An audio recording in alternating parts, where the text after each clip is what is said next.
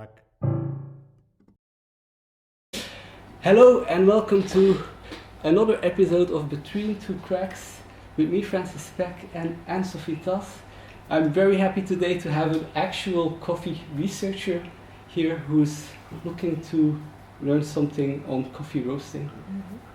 Can you introduce yourself? Hello everyone, I'm Anne-Sophie Tas, like you said. I'm doing a PhD on wild coffee species, and today we're going to roast some green coffee beans that I brought from my field trip to Congo a few months ago. This is perfect. We will have a lot to talk about. First thing is just, so with a popcorn machine like this, out of the box you can use it to roast more or less 50 grams. That's the same amount that you would basically also do for popcorn. You're able to use it for like up to 150 grams if you get like a chimney on top of it. Okay. But it's just so very easy, and you're probably the first person that might actually use this method after getting introduced to it. So I already did like, I think, 4 or 5 of this kind of sessions. But no one that I, let's say, taught has used it in their daily life, let's say, up to this point. Okay, so yes, I'm quite nerdy about getting it to the exact 50. Not that it really matters. Okay, 50.1, let's just... No, it's just, it makes it a little bit easier afterwards if you want to see how much weight you lost. So we have 50 grams now. Mm-hmm. Now you can just pour them in.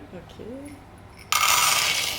And we'll see what happens. Okay, let's put on the timer and we're good to go. So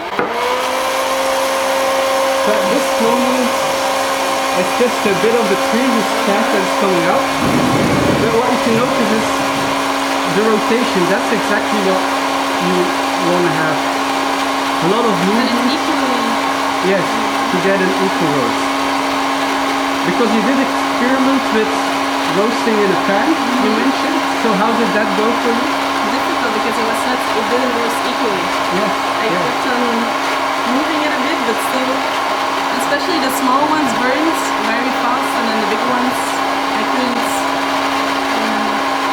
So you can already notice that your coffee does have a bit of shaft. That's what's blowing up. So when you have this at home, this will actually be, well, it's already kind of blocking the shafts a little bit. But I used to have like this kind of for flour. Those kind of things you can put on top to kind of block that. And if you have this kind of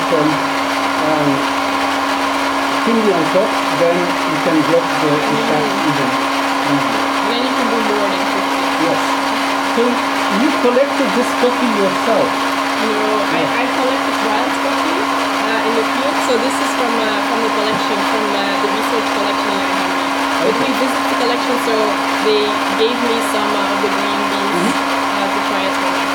Because the coffee trees in the wild, they don't have so many berries. It's just a few always, so it's impossible to really drink a cup of coffee. Almost impossible to collect enough coffee in the wild to really. From wild growing trees. Yeah. Okay. This amount. Okay. So because this is Robusta, right? And for the Arabicas, did those originally plants already have a lot of fruit, or they were also cultivated to? They were also cultivated to bear more, but there are differences between the wild species. Some already have more fruit than others, so also within the wild, but still always you need to pick within one species to. You can see that it's already starting to yellow a little bit. So we're only like 2 minutes and a half. And it starts smelling nice. It starts smelling better than this kind of grassy feeling. So I think it will be around 5 or 6 minutes, but I've never roasted Robusta with the popcorn machine, so I'm actually not 100%. So when do you know you need to stop? Well, the first important thing to notice is the first crack. Have you picked that up in the pan? Yeah. And that's usually like on bigger machines, they would then say after you hear the first crack, still let it develop for 1 or 2 minutes, usually around 2 minutes. usually that's before. Did you hear it? So that's going to still be out. But it's one beam. That's now one beam. Okay. So what you want to establish first track, you want to hear like 2, 4, 5, and usually they would then start all like at that point, and then you have a few minutes without tracking, and the second track is a lot lighter, and it's more difficult to actually hear sometimes. So you are in control. You get to decide at what point you kind of want to stop the track, and so it's then you really have to look at this point, right? Because you're kind of sitting down, and it's already, you can actually pause it just for a little while and then have a better look. Because we heard that first one, that one track, but I haven't really heard any others at this point.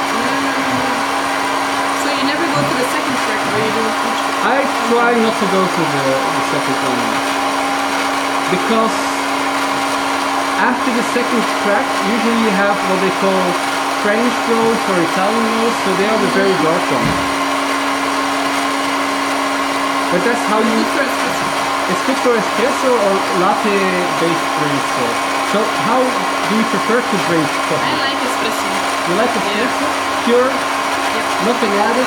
That's perfect. That's a good start of your PhD in coffee, I would say. For about 5 minutes. 5 minutes forward. They're also not that big, I think, these. Yes, they are rather small. Well, they're bigger than the ones that I processed before, actually. So how is the color looking for you? It looks nice. You want brown, but not burnt, yeah. You're the professional. Well, we're hearing all the cracks now, so maybe we should stop. Okay, stop the crack. Because that might be an outlier for the... Yeah, this is... Oh, you see, They're this so small, is... It's not practical. This will ruin the measurements. Very nice. But the color looks kind of okay. So this is... Do I put them on? Yes, you can put those in. So I wouldn't recommend this kind of device. I got this from my father-in-law, and the holes are too big for doing this kind of experiment. But okay, let's try and get at least part of it in here. Oh. Catch the beans. Okay. The color is very nice. Much better than my experience in the pen. Okay, I'm already very happy to hear that. So we're actually, we forgot to tear. And we lost so many beans. Yeah. So they won't be accurate anymore. Let's keep that for next experiments and just get into preparing the coffee with it. So I would say around, at this point they are very hot. If you, so usually you would just shake them up to the point that you don't burn yourself. But if you're careful, you're already able to manage. And I do think this actually helps in the grinding of making it quicker when they're still kind of hot. So yes, let's do 9.5. Why not? Do you know what the official weight is for an espresso in Italy? No, I have no idea. That's 7 grams. Okay. Okay, I'll clean this up. So that is. See, this was quite a light roast. Yeah. Okay. So let's get it in here. I have the setting on 9, so this is the easy presso. I think we'll be able to get a coffee with this. This is always a little bit the risk when we're doing this. It might be that just a few drops are coming out. You want to have the honor? Okay, so. Yes, and the thing is about building up a bit of inertia. So if you just give it... keep on turning. Yes, maybe I can illustrate. Like, if you really build up the momentum, then it's a lot easier. Okay. If you... If I'm not strength.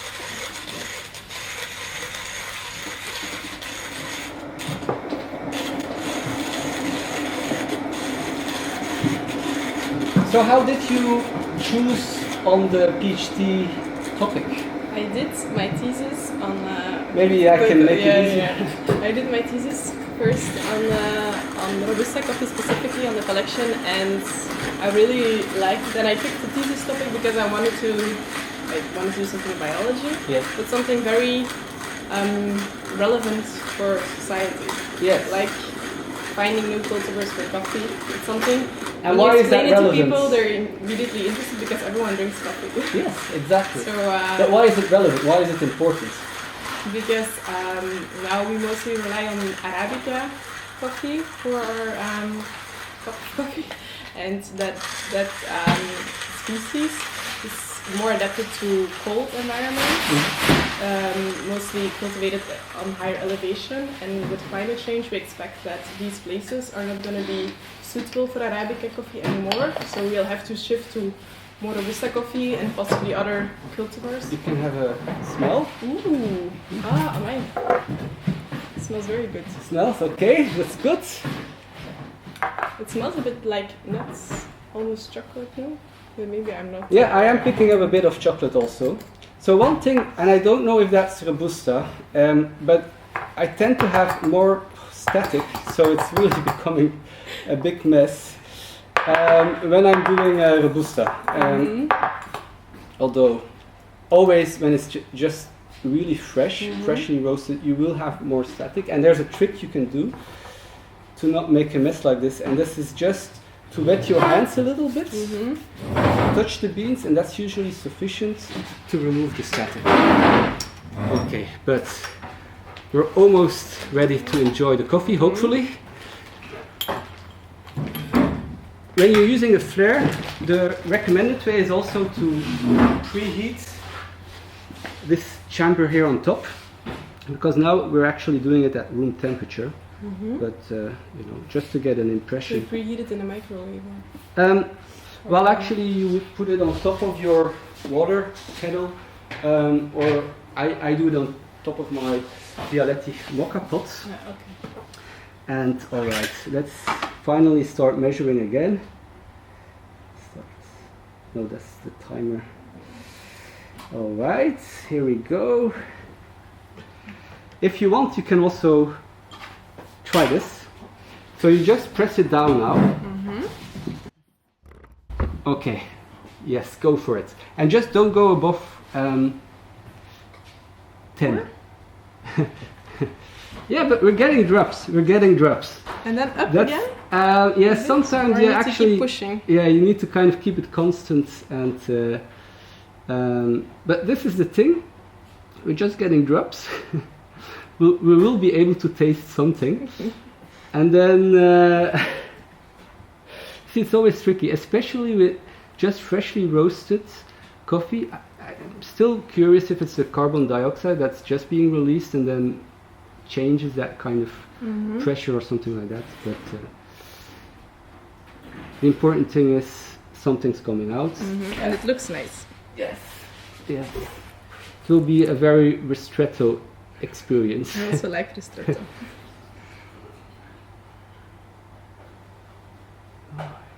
So how much time do you still have for your PhD? A lot. 3 years and a half. Okay. So I just started. So the beans from the field trip, it's my first field trip. Okay. So it's only the beginning. And now is your first step as a coffee roaster, so you will be fully self-sufficient. I would say we have enough to give it a taste. Okay. Okay. See, there's a lot of pressure actually now upon the release, so I'll just remove this so that this doesn't get off. Okay, like this. So how quickly it drops, does it depend on how much water you put in? You can see this is just a sip basically, and I'll take the least amount because I'm just very curious how this will end up. Okay. Hopefully enjoy. Something. Cheers on your career. Thank you. I mean, this is, for me, it's an explosion of taste. Oh wow, yeah, it's very different. Everything is in here, I would say. It also feels a bit special in my, like the sensation in my mouth feels different, no? So, sometimes when you have it too extracted, it might be salty, But I'm not picking up too salty here. I do pick up a little bit of chocolate, a little bit of the acids also still. Quite curious about a little bit I could say of this coffee as the official taster. But that's for another time. I hope I was able to teach you something. Thank you for showing me everything. It's very interesting. Thanks for your presence and see you next time. Bye.